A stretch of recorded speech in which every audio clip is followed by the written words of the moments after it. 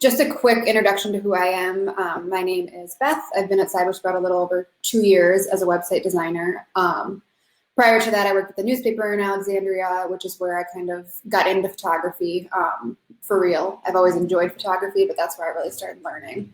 And then I'm also the owner of Spirit and Soul Photography in town, which is my own photography business. So I've got kind of, experience through it professionally and personally, and I guess sort of consider myself an expert.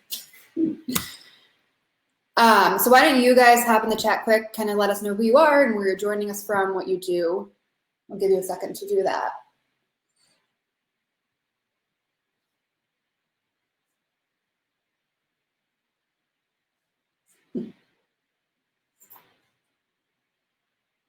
Hi, Michael. And Lauren. And Tyler from right next to me.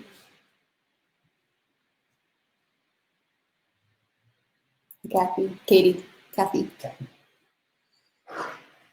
There we go. And Amy and Denise and Kelly. Melanie. All right. Janelle, Kayla. All right, glad to see everybody here. We are going to kick things off just with a quick quote. So a good photograph is one that communicates a fact, touches a heart, and leaves a viewer changed for having seen it. It is, in a word, effective. So I think the main thing to focus on in this quote for what we're going to be talking about is the effective aspect. Obviously, not every single photo on your website is going to leave somebody a changed person, but we can strive for that. So to get started, I just want to talk a little bit about what makes, actually, some stats quick, I forgot about that slide.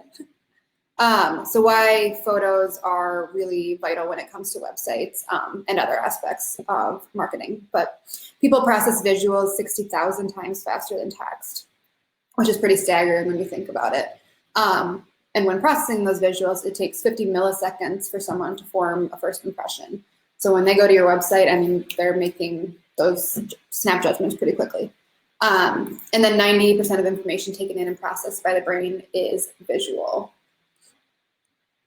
So a good photo overall, we're going to talk about this first, and then I'll touch on website photos specifically. Obviously, lighting is a big influence. I just took some quick ones at home to kind of demonstrate what I was talking about here.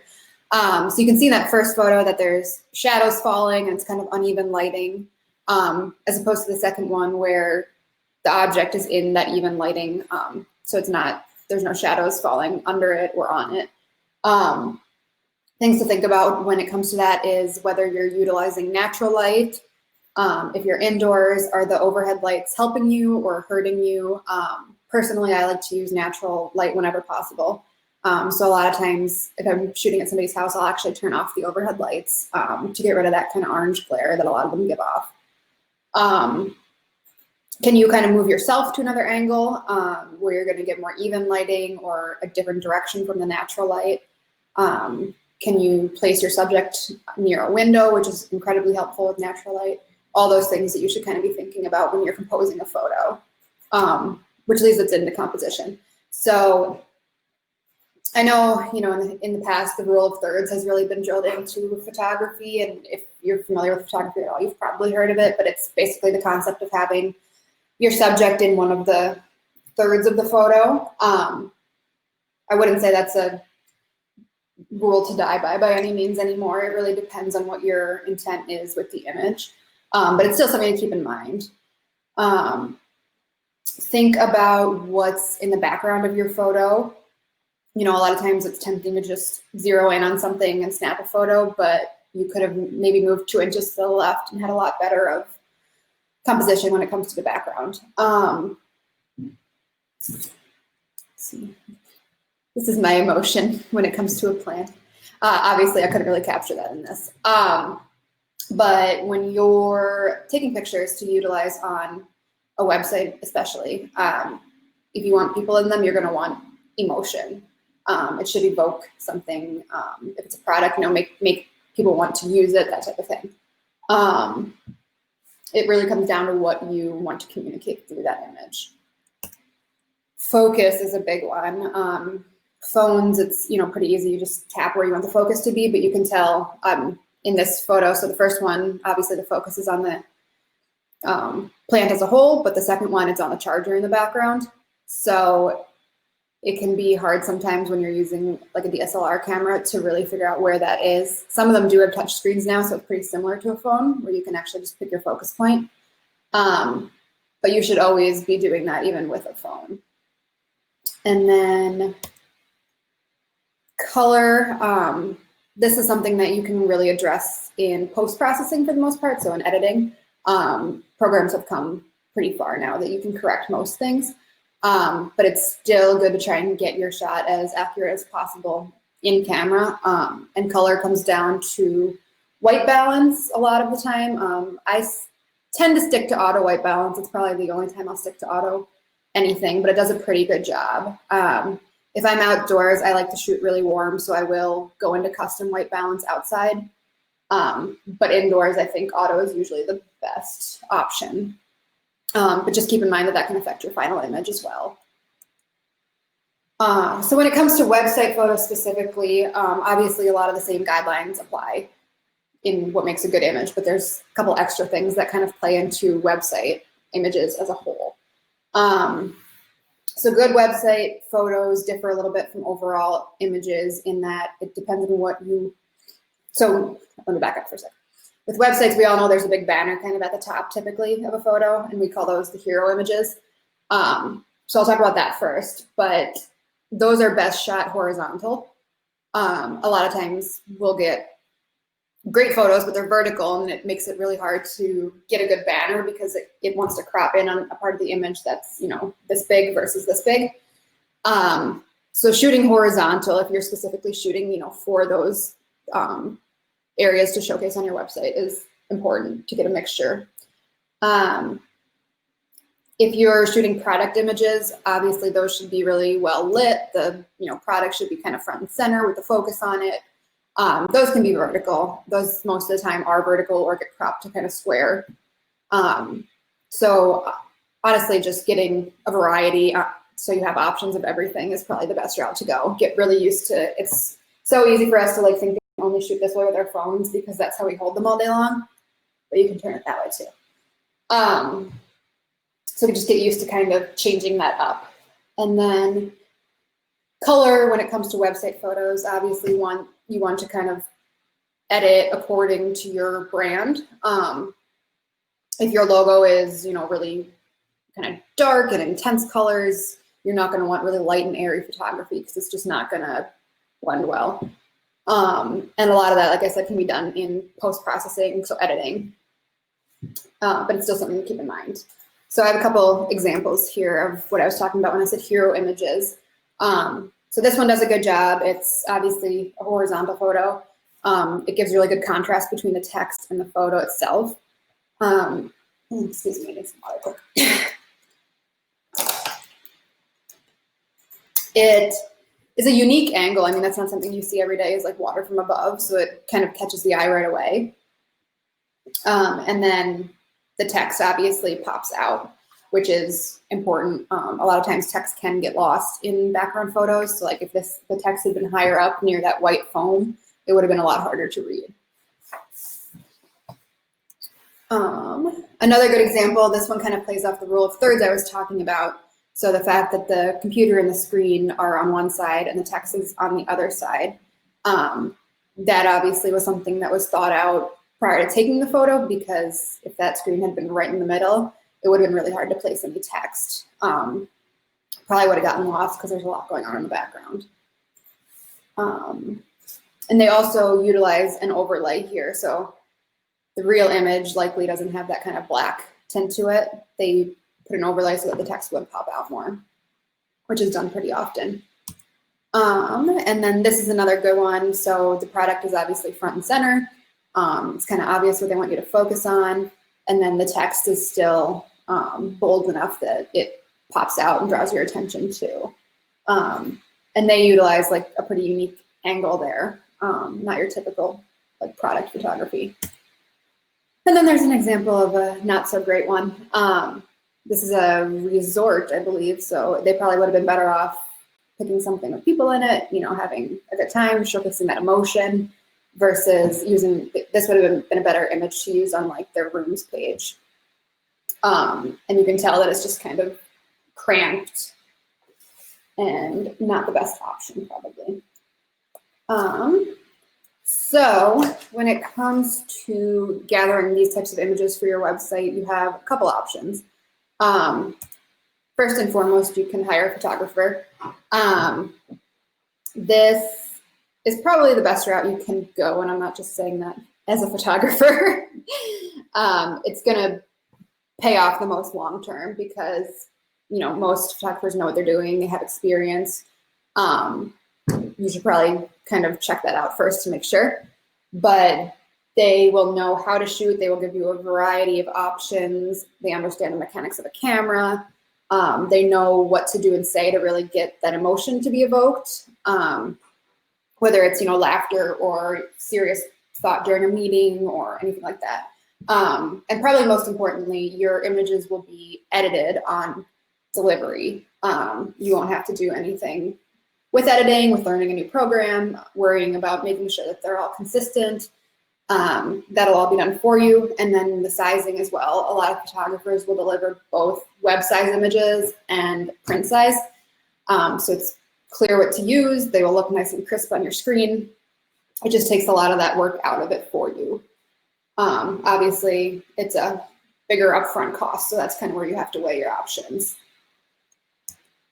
Your second option is to take your own photos, and I'm going to link a blog post here on a post we recently did. There we go. You guys should be able to see that now. Obviously, we have little computers and cameras that we carry around all day for the most part. Most of us have smartphones. They are capable of taking really good images now, to the point that, like, when I travel, I sometimes don't even bring my real camera because it's just more convenient. But there's more to it than people realize. It's more than just, you know, pointing and snapping a photo if you want to really utilize what they're capable of. Going through my notes here. So if you're going to go that route, take the time to educate yourself. You can kind of start with that blog post and spiral off that. You can Google on your own. You can look up your specific phone and what it's capable of. Think about your orientation. Like I mentioned, you know, it's easy to get caught up in holding our phones vertically because we're so used to it when we're, you know, texting somebody back or calling. But make sure you kind of get that change of angle in there, get used to turning your phone if it makes more sense to, you know, get a portrait of somebody horizontally than it does vertically, if you want more of a background in it. Make sure your mind's just always kind of spinning like that. A lot of smartphones have different modes now. So I can only speak to an iPhone because that's what I have at the moment, but they have portrait mode or normal photo mode. They have a wide lens. So really think about what's gonna pay off the best for your long-term goals. Obviously, if it's capturing emotion in people, you're probably gonna wanna go to that portrait mode. And what that does is really put the focus on whatever the subject is by blurring the background. I believe Nate, who works with us here, said it was called food mode in Android. I'm not sure if that's across all phones, but something to check out. So that gives you that like creamy background bokeh effect. And that has to do with the camera's aperture and the lens. Phones are capable of shooting in raw image file formats. So typically when you pick up a camera or a phone, what you're shooting is JPEG unless you consciously changed it to be a RAW. And basically all that means is that raw images capture a lot more data when taken, so you have much more freedom in post-production to manipulate colors and shadows and highlights. JPEGs don't capture that, so when you go to, you know, adjust the shadows or the highlights, it'll make your image look really wonky compared to a raw image. There's additional apps out there too beyond just your phone's normal camera app that give you access to a lot more settings, like a normal DSLR camera would. And then take the time to edit. I think, you know, in the past it's been, some people kind of view editing as cheating when it comes to photography, but it's such a common part of photography nowadays. because of the capabilities that are there. So take the time to look, there's plenty of free options for editing. There's some paid ones. Lightroom is my go-to, and it's great. You can save presets, which is basically like a more complicated filter, so that your pictures are consistent. And there's just a lot of abilities there. Sorry, I'm just glancing at my notes quick. And that's a whole nother presentation, editing, but quickly, Googling whatever you want to achieve. Oh yeah, there we go. Tyler is linking a free option, PicMonkey. And there's apps too for phones, and I do mention a couple of those in that blog post.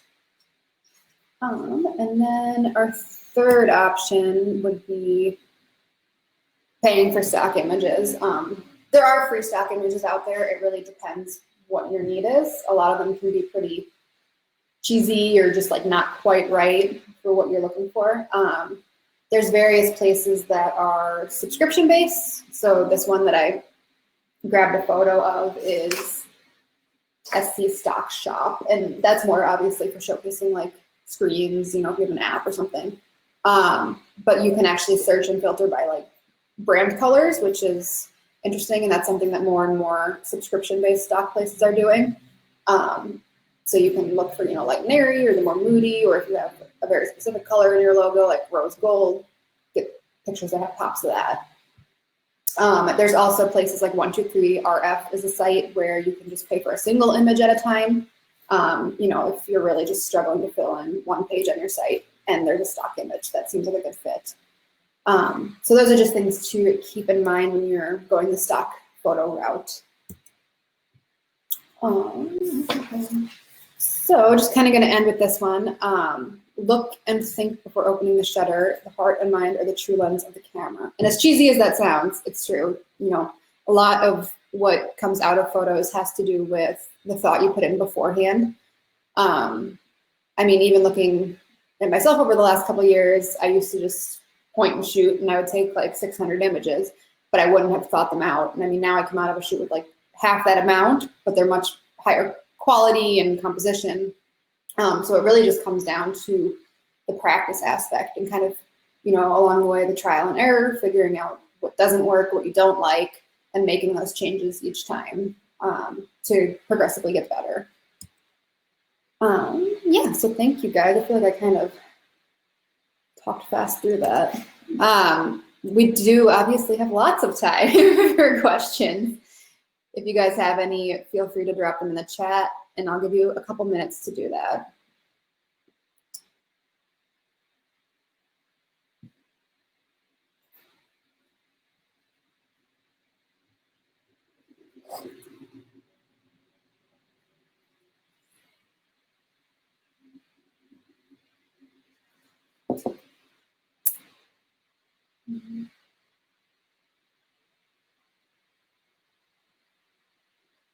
So Tyler asked, what's my favorite phone app for editing photos?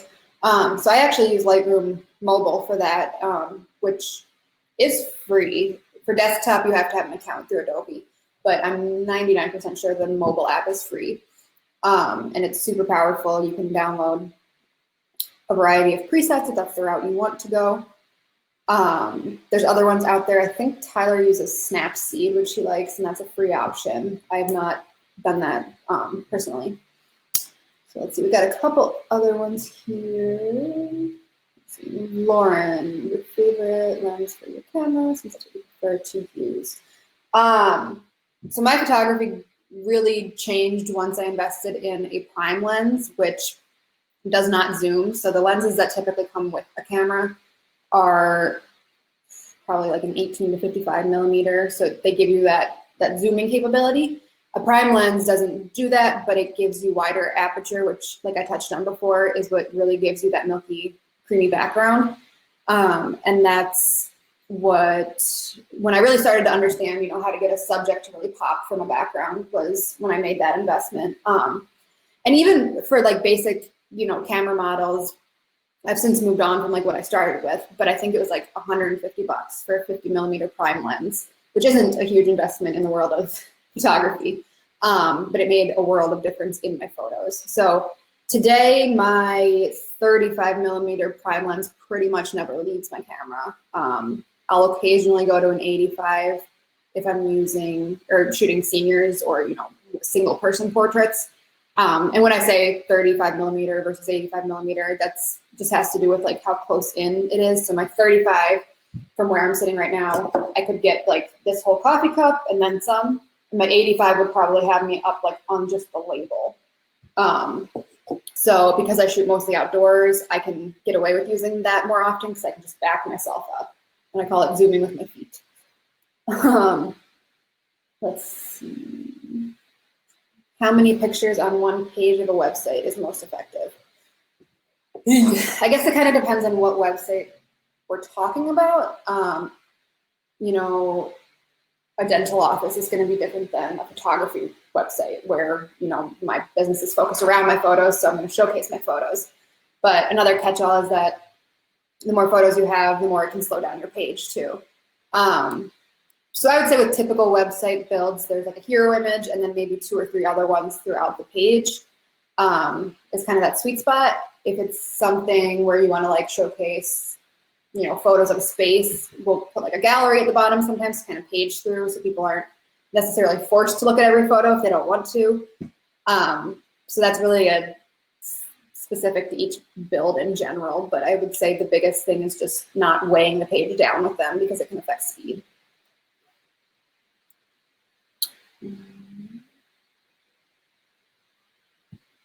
Oh, I didn't mean to hit, sorry. I think I've hit finish answering on that one. Kelly asked, when utilizing stock photos, how do you determine what file size and file type is best to use? So when it comes to file type, if it's just a photo that you're going to be using like in a hero image, a JPEG is fine. A PNG, the difference is that it's a transparent background. So like a lot of times logos will be PNGs so that you don't have like a white rectangle behind the logo, if that makes sense. There's no background at all. So if you put it on top of a blue background, it would just be the logo. There would be no white rectangle behind it. So if you're using like icons, for example, you would want PNGs of those because you have no need for that background. But a full photo doesn't really have a background to begin with, so it really only comes with a PNG file type. As far as size, because I'm such a photo person, I like high quality all the time. But our speed guys will tell you that that's not always necessary, and are probably laughing right now. So you can get away with doing kind of like the medium size when it comes to stock images, and a lot of times those are actually cheaper too. There you go, from Tyler. From a developer perspective, it's rare that a photo should be over 2,500 pixels wide or tall. That's why I don't let Tyler look at my photography website.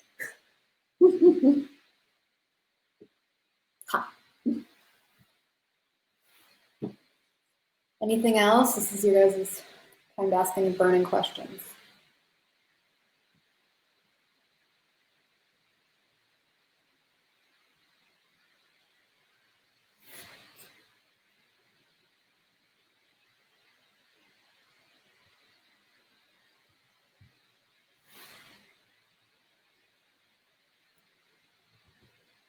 Give you like 1 more minute.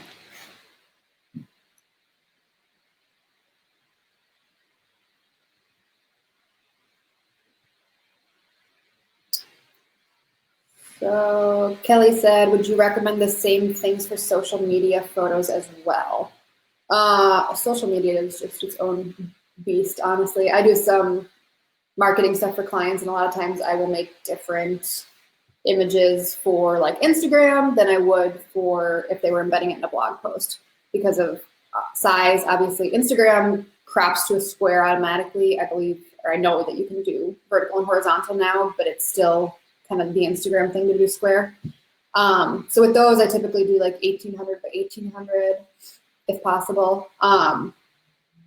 Social media, Facebook is awful about compressing stuff. I mean, even if you upload a really high quality image, it's still gonna crunch it down. So it's just, honestly, it's a lot of trial and error again of finding that kind of sweet spot. It took me a long time to figure out what my export settings should be in Lightroom in order to have a picture that I can post on Facebook, but that we can also, get printed. And I couldn't even tell you off the top of my head what those are because I just have them saved. So I would recommend just kind of playing around and seeing what looks best. You can always like delete a post really quick on Facebook if you don't like the way it looks and try a different setting. Hopefully that kind of answers.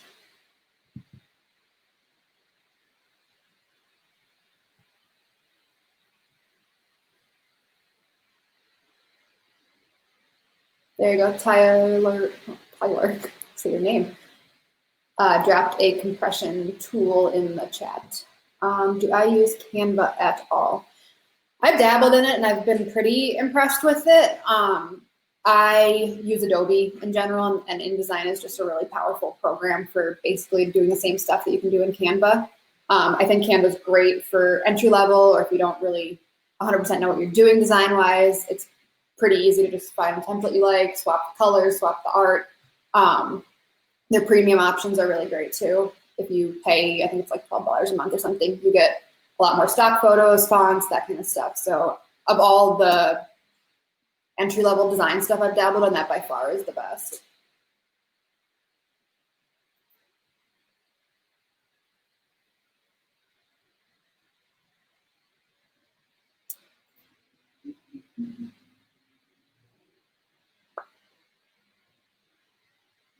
One more minute.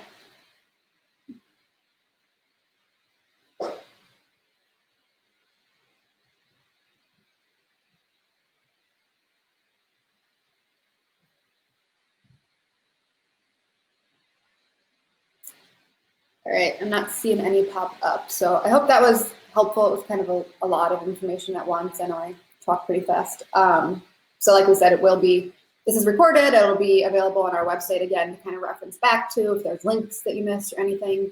I'm always available by email or my many social media accounts, or pretty much it's hard to not find me.